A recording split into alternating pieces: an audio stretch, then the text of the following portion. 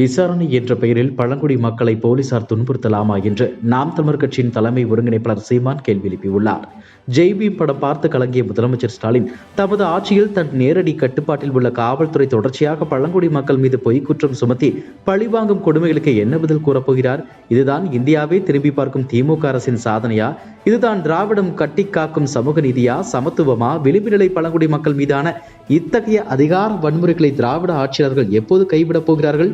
காவல்துறை மூலம் எதிர்க்கட்சியினர் மீது பொய் வழக்கு புனையவும் அவதூறு பரப்பவும் காட்டும் வேகத்தில் அணுவளவு வேகத்தையாவது மக்களை காப்பதற்கும் குற்றங்களை தடுப்பதற்கும் தமிழக காவல்துறை காட்டினால் சட்டம் ஒழுங்கு எப்போதோ சீரடைந்திருக்கும் என்று கூறியுள்ளார். சென்னையில் நிருபர்களை சந்தித்த துணை முதலமைச்சர் உதயநிதி பிரச்சனையை திசை திருப்ப முயற்சிக்கிறார் அண்ணாமலை. தமிழகத்திற்கான நிதியை பெற்றுத்தர துப்பில்லை, போஸ்டர் ஒட்டுவதெல்லாம் ஒரு பெரிய சாதனையா? வர சொல்லுங்க, நான் வீட்டுக்கிட்ட தான் இருப்பேன். இன்று மாலை இளைஞரணி நிகழ்ச்சி இருக்கிறது.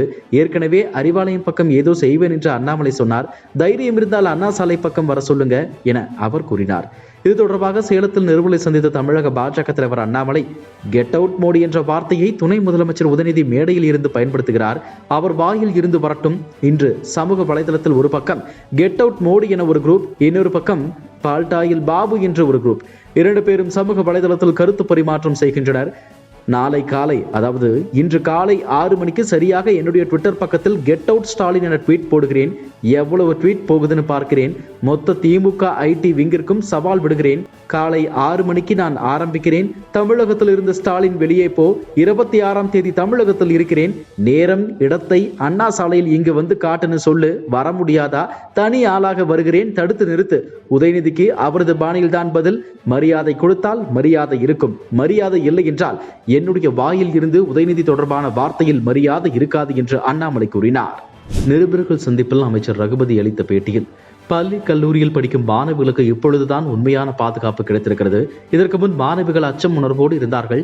யாரிடம் சொல்வது? சொன்னால் ஆசிரியர் தனது மதிப்பெண்களை குறைத்து விடுவாரோ, பழி வாங்கி விடுவாரோ என்ற பயமெல்லாம் மாணவிகளுக்கு இருந்தது. இப்போது மாணவிகளுக்கு தைரியம் வந்திருக்கிறது. அச்சம் மாணவிகள் மத்தியில் நீங்கியுள்ளது. இந்த ஆட்சியில் உண்மையான பாதுகாப்பு கிடைப்பதால் மாணவிகள் தைரியமாக புகார் அளிக்கின்றனர். பள்ளி கல்லூரி மாணவிகளுக்கு அரசின் மீது உள்ள நம்பிக்கையை EPS அண்ணாமலையால் தாங்கிக் கொள்ள முடியவில்லை என்று அவர் கூறினார். திமுகவினரை போல் இரட்டை வேடம் போடுபவர் வரிசையில் அண்ணன் திருமாவளவன் இருக்க மாட்டார் என்று நினைத்திருந்தேன். ஏமாற்றம் தான் மிஞ்சுகிறது என்று தமிழக பாஜக தலைவர் அண்ணாமலை கூறியுள்ளார். திமுகவுடன் கூட்டணி வைத்துக் கொண்டு திமுகவினரை போலவே இரட்டை வேடம் போடுபவர்கள் வரிசையில் திருமாவளவன் இருக்க மாட்டார் என்று நினைத்திருந்தேன். ஏமாற்றம் தான் மிஞ்சுகிறது. சென்னை வேளச்சேரியில் CBSE பாடத்திட்டத்தை கொண்டு செயல்படும் ப்ளூ ஸ்டார் செகண்டரி ஸ்கூல் என்ற பள்ளியின் நிர்வாக குழு தலைவர் திருமாவளவன் தான். அரசு பள்ளியில் ஏழை எளிய மாணவர்களுக்கு மும்மொழிகள் வேண்டாம் என்று கூறுபவர்கள் அனைவருமே மும்மொழிகள் பயிற்றுவிக்கும் தனியார் பள்ளிகளுடன் ஏதோ ஒரு வகையில் தொடர்பில் இருப்பது ஏன் என்று அண்ணாமலை கேள்வி எழுப்பியுள்ளார். இந்த நிலையில் இதற்கு பதிலடி கொடுத்துள்ள திருமாவளவன், அந்த பள்ளி எங்களுடைய இடத்தில்தான் உள்ளது. அதனால் அந்த பள்ளி நிர்வாகம் என் பெயரை பயன்படுத்தி உள்ளது. ஏதாவது ஒரு பரபரப்பை கிளப்ப வேண்டும் என்பதற்காகவே அண்ணாமலை செய்திகளை சந்தித்து இந்த மாதிரி புகார் கூறியுள்ளார் என்று திருமாவளவன் கூறியுள்ளார். பிரதமர் மோடிக்கு முதலமைச்சர் ஸ்டாலின் எழுதியுள்ள கடிதத்தில் கூறியிருப்பதாவது: தமிழகத்திற்கான 2152 கோடி ரூபாய் கல்வி நிதியை உடனடியாக விடுவிக்க வேண்டும். தமிழக மாணவர்கள் மற்றும் ஆசிரியர்களின் நலன் கருதி நிதியை விடுவிக்க வேண்டும். தமிழகத்தின் கல்வி சமூக சூழலில் இருமொழிக் கொள்கை நீண்ட காலமாக வேரூன்றியுள்ளது. நிதி விடுவிக்கப்படாததால் மாணவர்களுக்கான நலத்திட்ட பணிகள் பாதிக்கப்பட்டுள்ளன. பலமுறை கோரிக்கை விடுக்கப்பட்டும் கல்விக்கான நிதி வழங்கப்படாமல் உள்ளது. நிதி வழங்க விவகாரத்தில் அழுத்தம் தருவது கூட்டாட்சி தத்துவத்தை மீறும் செயல். இந்த பிரச்சனையின் தீவிரத்தை உணர்ந்து தனிப்பட்ட முறையில் பிரதமர் மோடி தலையிட வேண்டும். இருமொழிக் கொள்கையில் மாற்றம் கொண்டு வர உத்தேசிப்பது தமிழக மக்களுக்கு பயனளிக்காது. இருமொழிக் கொள்கையை பின்பற்றுவதில் உறுதியாக உள்ளோம். இருமொழிக் கொள்கை சமூக நீதியின் அடிப்படையில் தமிழகம் முன்னேற்றம் அடைந்துள்ளது என்று முதலமைச்சர் ஸ்டாலின் கூறியுள்ளார். ஜீன்ஸ், ஜென்டில்மேன், பாய்ஸ், 2.0, அன்னியன், கேம் சேஞ்சர், இந்தியன் என பல பிரம்மாண்ட படங்களை இயக்கியவர் ஷங்கர். இவர் சட்டவிரோத பண பரிமாற்றத்தில் ஈடுபட்டதாக எழுந்த குற்றச்சாட்டின் அடிப்படையில் கடந்த 2022ஆம் ஆண்டு அவருக்கு அமலாக்கத்துறை அதிகாரிகள் நோட்டீஸ் அனுப்பியிருந்தனர். இதையடுத்து அவர் அப்போது வழக்கறிஞருடன் வந்து அமலாக்கத்துறை அதிகாரிகள் முன்பு 3 மணி நேரம் ஆஜராகி விளக்கம் அளித்திருந்தார்.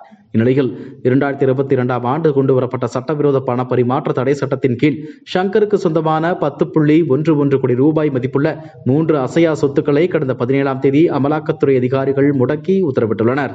தமிழகத்தில் பாஜக ஆட்சிக்கு வந்தவுடன் அரசின் பிடியில் இருந்து கோவில்கள் அனைத்தும் விடுவிக்கப்படும் என்று தமிழக பாஜக தலைவர் அண்ணாமலை தெரிவித்துள்ளார். தமிழகத்தில் பாஜக ஆட்சிக்கு வந்ததும் இந்து சமய அறநிலைத்துறை முற்றிலுமாக ரத்து செய்யப்படும். அரசின் பிடியில் இருந்து கோவில்கள் முற்றிலும் விடுவிக்கப்படும். பல இந்து கோவில்களின் வருமானம் அரசின் இந்து சமய அறநிலையத்துறையால் சீரழிக்கப்பட்டு வருகிறது. நாட்டின் பொருளாதார வளர்ச்சியை மேம்படுத்த கோவில்களுக்கு சுயாட்சி வழங்க வேண்டும். அவை தன்னிச்சையாக செயல்பட வேண்டும். சோழர்களின் காலத்தில் கோவில்கள் பல கட்டப்பட்டன. அவை நம் நாட்டின் கலாச்சாரத்தை தொடர்ந்து உயிர்ப்புடன் வைத்திருக்கின்றன என்று அவர் பேசினார். இதுபோன்ற செய்திகளை மேலும் தெரிந்து கொள்ள எங்களது யூடியூப், ஃபேஸ்புக் மற்றும் ட்விட்டர் ஆப்களை சப்ஸ்கிரைப் செய்யவும்.